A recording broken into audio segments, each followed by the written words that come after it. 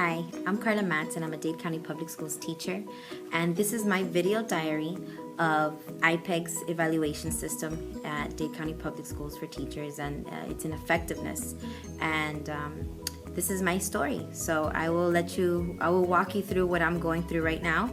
I submitted my documentation cover sheet with about 12 different documents elaborating on different things that I do in my classroom.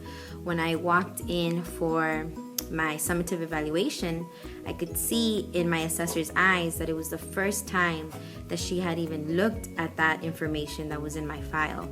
So I know that it was predetermined. My evaluation had already been filled out.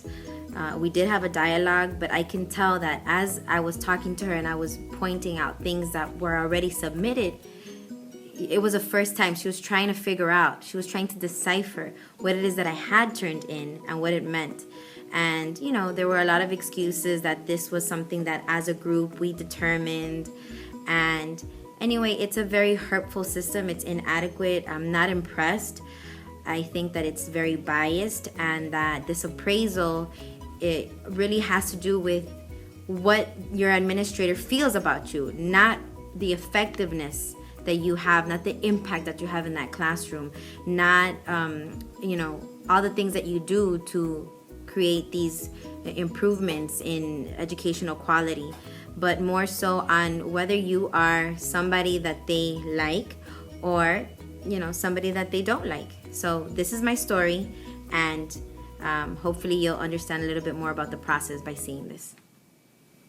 After an entire day of compiling work, I will be providing administration with this box filled with student assessment and differentiated instruction materials that I've used, along with these additional assessments or different things that I have been involved with throughout the year and the impact on students.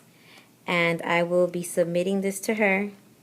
So wish me luck, because apparently that's what it takes in this system. I got an email last night saying that my meeting was today at 9. So they sent it to me over the weekend. If I hadn't checked, I don't know if I would have known, but I'm gonna go. So these are all my things.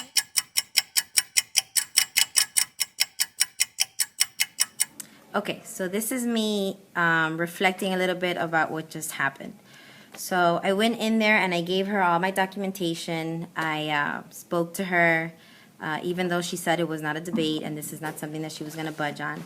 But I did tell her that I had knowledge of learners, which is standard 2, and how they all have IEPs, and that I, make sure that they meet their goals. I give them, differentiated instruction, differentiated assessment, how we have groupings even in the co-teaching setting, and I pull some students out to scaffold.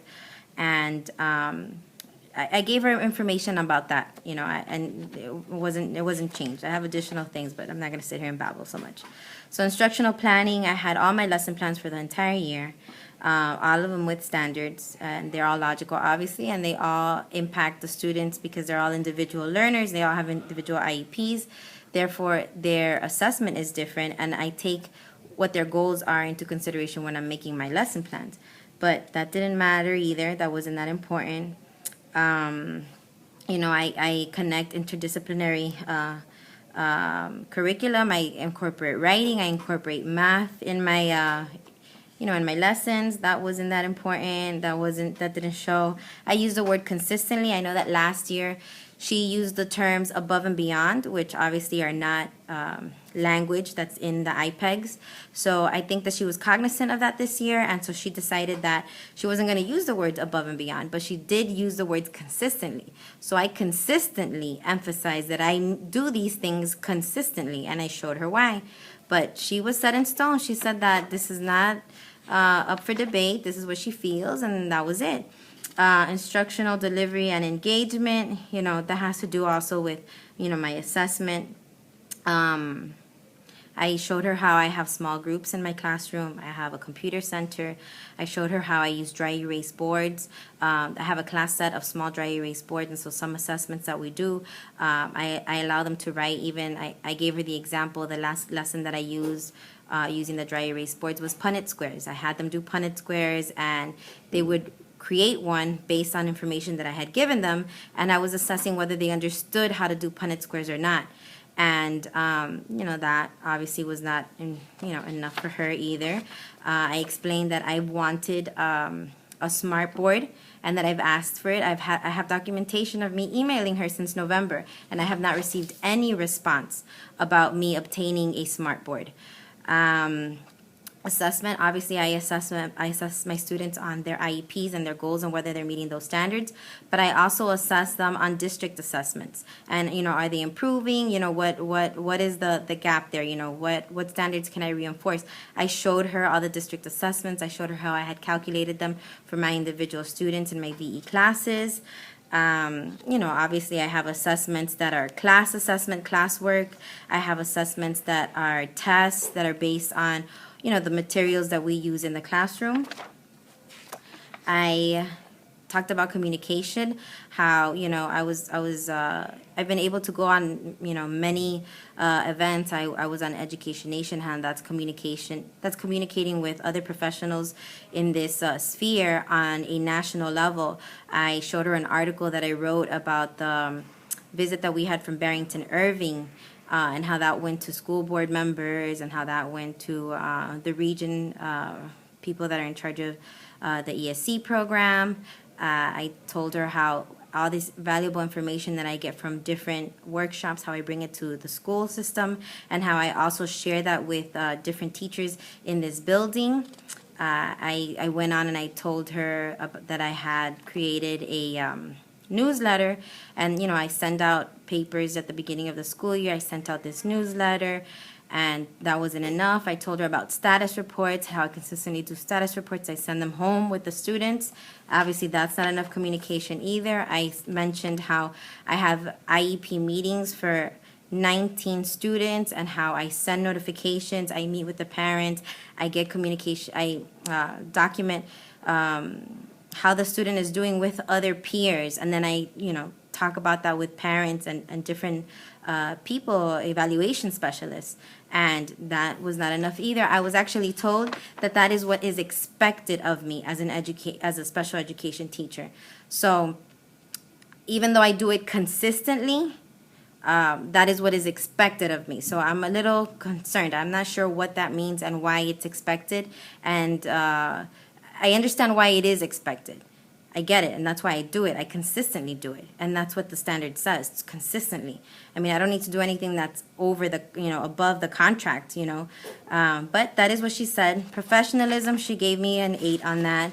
And the learning environment, she gave me an 8. Those were the only two things that were originally on my first summative evaluation meeting. I thought it was only one, just professionalism, but she did have learning environment. She wouldn't budge. There is a lot of double dipping, in my opinion, because she did say that based on the assessments and that she didn't foresee that we were going to be, very high in ranking, that therefore she couldn't give anybody in this building a highly effective, even though there's, amazing teachers in this building, and she doesn't, consider other things. But, my students are ESC. They do have a disability. That has to be taken into consideration. Obviously, they're not going to be on par with a lot of the regular ed students, and they're meeting their goals, and they are being assessed, and there's different socioeconomic, conditions that need to be factored in. I have ESOL students. I think all my students are probably, they all get free and reduced lunch. I don't think I have a student that doesn't. And that's pretty much it. She said that, this is what she was firm on, that she was glad that I brought all this additional evidence. But at the end of the day, she had it was printed out. There was really no negotiating. She did use the word debate. This is not a debate. She did what she felt was correct, and she was not going to change it. She was not going to change it. And that's it. This is, a small glimpse of the ineffectiveness of some administrators and the ineffectiveness of this assessment tool, because teachers are being assessed based on a test that they take once a year, like I said again, because that is what she's waiting for. And additionally, we're being assessed on how much they like us at the end of the day. Because I really doubt that if I was a person that just absolutely complied and did everything that she asked for or that they asked for without hesitations, without, voicing my rights, and there was no resistance, then this would not be the case. However, I do stand up for myself. I do my work very well, and I am very effective in what I do. And I have tons of documentation. As you can see, I took loads of it. She was not able to really sit there and assess everything that I have done in the whole year in 20 minutes. But she was set in her ways, and this is, like I said, this is additional evidence of how not impressed I am by this testing, by this evaluation system, and how none of us as educators should be impressed either. My class is coming. I gotta go.